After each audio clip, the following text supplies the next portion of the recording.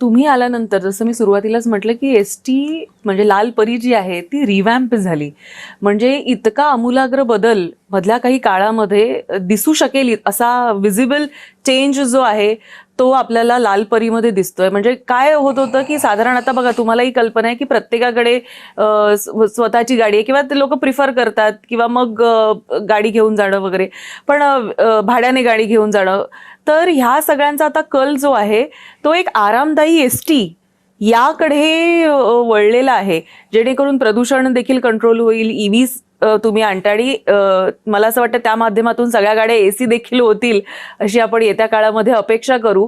म्हणजे एसटी जी आहे ती खडाखडा धावणारी एसटी न होता आता सुसाट धावणारी एसटी आणि आरामदायी एसटी ह्याकडे जाण्यासाठी अजून किती काळ तुम्हाला वाटतंय की अजून किती अवकाश आहे तो टप्पा गाठण्यासाठी? सर्वप्रथम मी तुमचे आभार मानतो की तुम्ही एसटी महामंडळाचा अध्यक्ष आणि परिवहन मंत्री झाल्यापासून काहीतरी बदल आहे असं म्हणाला, परंतु बदल म्हणत असताना तुम्ही आमूलाग्र बदल म्हणताय.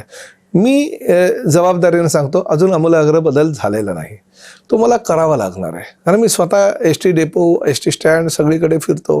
गेल्यानंतर बघतो मी स्वच्छतागृहामध्ये आधी जातो. स्वच्छतागृह जर स्वच्छ असेल तर पूर्ण एसटी स्टँड स्वच्छ असेल अशा भावनेतनं मी त्याकडे लक्ष देत असतो.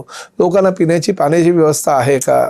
आमचे ड्रायव्हर कंडक्टर आहे बिचारे 12-12 तास ड्युटी करत असतात, त्यांना झोपण्याची व्यवस्था आहे का? त्यांना अंथरूण आहे का? पांघरूण आहे का? त्यांना प्यायला पाणी आहे का? त्यांना आंघोळीसाठी गरम पाणी आहे का?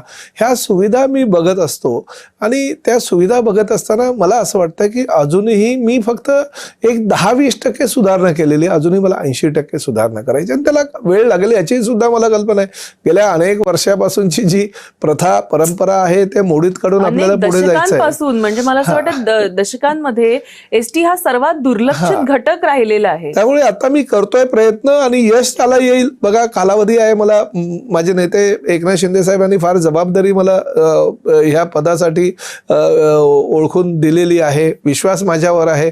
मगाशी तुम्ही मराठीचा मुद्दा काढला, त्याही विषयावर पहाडासारखे एकनाथ शिंदे साहेब माझ्या पाठीमागे ठामपणे उभं राहिले म्हणून मी काही निर्णय घेऊ शकलो आणि त्या निर्णयावर ठाम राहिलो. अनेक राजकीय घडामोडी घडल्या, अनेक काही आरोप प्रत्यारोप झाला, पण एकदा जर आपण फर्म आणि ठाम राहण्याचा निर्णय घेतला आणि आपला नेता जो प्रमुख आपल्या पाठीमागे जर ठामपणे उभं राहत असेल तर हे निर्णय घेण्याचे अधिकार जर तुम्हाला दिले असेल तर तुम्ही त्याचा योग्य वापर केला पाहिजे. मी खरोखर सांगतो, म्हणजे सुरुवातीच्या काळामध्ये मलाही असं वाटलं होतं, पण मी मुख्यमंत्र्यांच्याच हस्ते प्रकाशन केलं त्या मराठीच्या पुस्तिकेचं. दोन्ही उपमुख्यमंत्री होते. मुख्यमंत्र्यांनी सांगितलं की आपल्याला त्यांना वेळ द्यायला हवा. मी वेळ दिला. आताही नियमामध्ये बदल करत असताना सुद्धा नैसर्गिक न्यायाप्रमाणे त्यांना वेळ दिला आणि सगळे पाठीमागे राजकीय पक्षाचे नेते ठामपणे उभे राहिले म्हणून हा निर्णय आपण घेऊ शकलो. हा काय प्रताप सरनाईकनी भले जरी प्रसिद्धीच्या जोतामध्ये प्रताप सरनाईक असेल तरी निर्णय हा एकट्याचा नाही, निर्णय हा सामूहिक आहे.